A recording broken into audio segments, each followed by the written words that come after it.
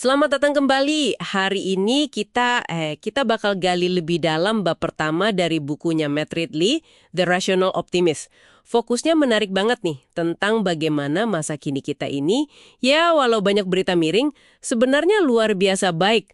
Belum pernah ada zaman kayak sekarang katanya. Buku ini kan isinya data sama perbandingan yang jujur aja lumayan bikin kaget. Beda banget sama pandangan pesimis yang sering kita dengar ya. Jadi, misi Anda kali ini, coba deh kita sama-sama pahami kenapa Ridley ini yakin banget kalau kita ini hidup di era kemakmuran yang nggak ada tandingannya. Yuk, kita bedah bareng argumennya. Ridley itu mulainya dengan ngasih gambaran yang, wah beda banget sama sekarang.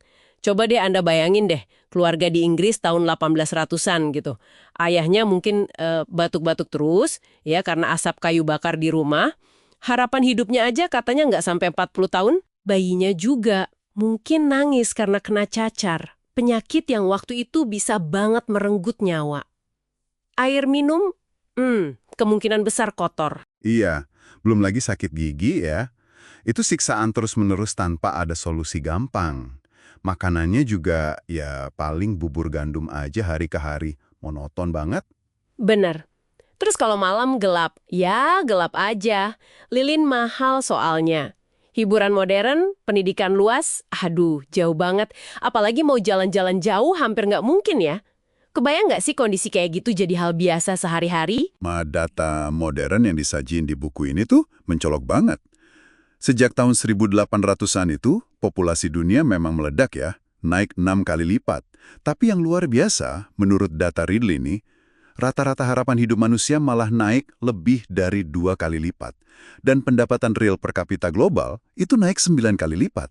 Wah, 9 kali lipat pendapatan real. Itu kan skala yang gede banget ya? Gede banget. Dan kalaupun kita lihat jangka waktu yang lebih pendek, coba bandingin aja 2005 sama 1955. Cuma 50 tahun loh.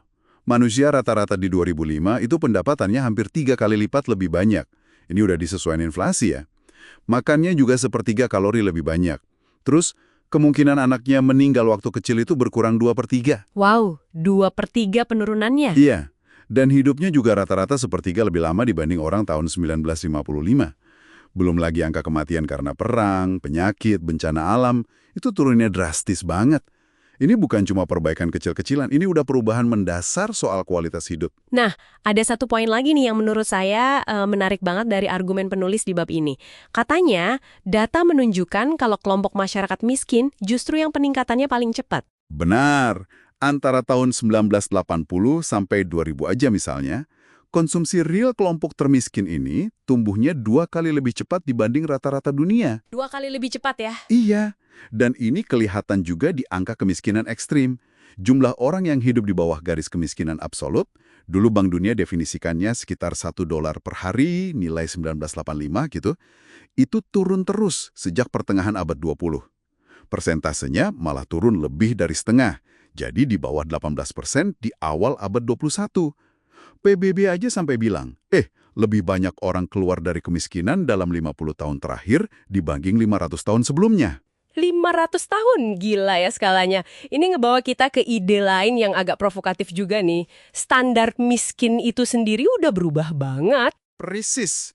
Yang menarik kan di sini, kalau kita lihat standar hidup orang yang dianggap miskin di negara maju sekarang, fasilitas yang mereka punya itu seringkali lebih mewah dari orang terkaya sekalipun di masa lalu.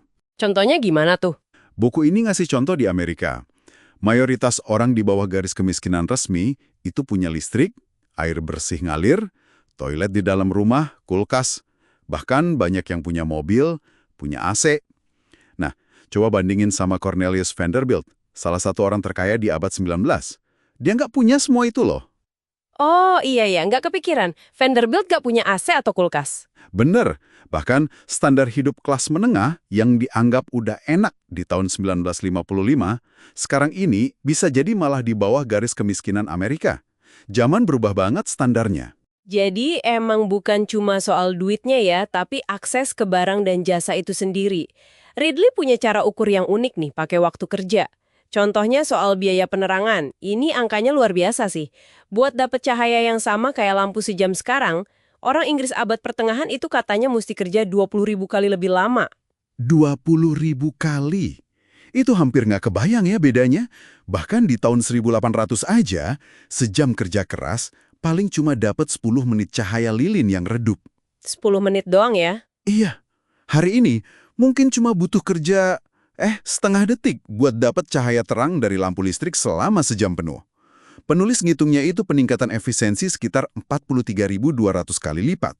Cuma buat penerangan aja. Gila peningkatannya. Ada contoh lain yang lebih modern nggak di buku ini? Ada. Kayak harga cheeseburger McDonald's.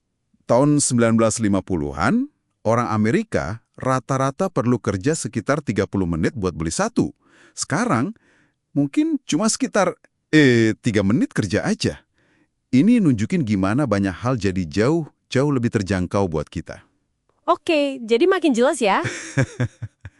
Dan ya inilah intinya.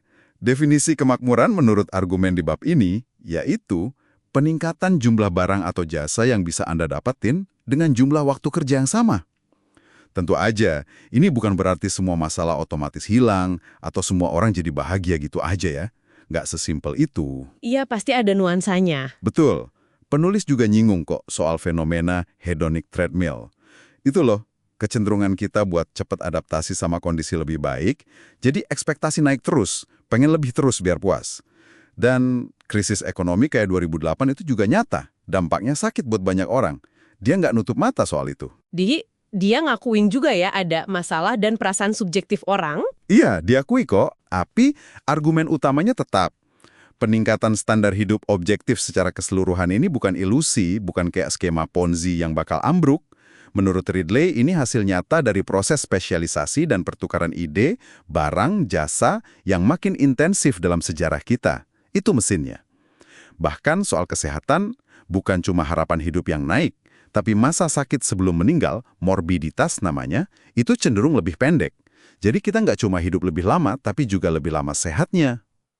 Oke, jadi kita hidup lebih lama dan lebih sehat ya secara umum. Secara umum, iya. Jadi kalau kita rangkum nih temuan kunci dari bab pertama buku ini, ya gambaran masa kini memang kelihatan positif banget kalau dibandingin sama hampir seluruh sejarah manusia. Peningkatan harapan hidup, pendapatan real, akses ke barang jasa yang dulu cuma mimpi, terus turunnya kemiskinan ekstrim secara drastis. Itu pencapaian skala global yang belum pernah ada sebelumnya. Tentu ya, ini kan perspektifnya jangka panjang. Lihat data agregat. Tantangan hari ini ya tetap ada dan gede juga. Nggak bisa diabaikan. Tapi ini, kalau kita anggap premis penulis ini benar, bahwa pertukaran dan spesialisasi itu mesin utama kemajuan kita, ini jadi mancin satu pertanyaan menarik buat Anda renungkan. Seberapa besar lagi sih potensi kemajuan yang bisa kita buka pakai mekanisme yang sama ini? Dan gimana caranya kita atau Anda bisa ngarahin potensi itu buat nyelesain masalah-masalah besar yang masih ada di abad ke-21 ini? Nah, itu pemikiran buat Anda eksplorasi sendiri.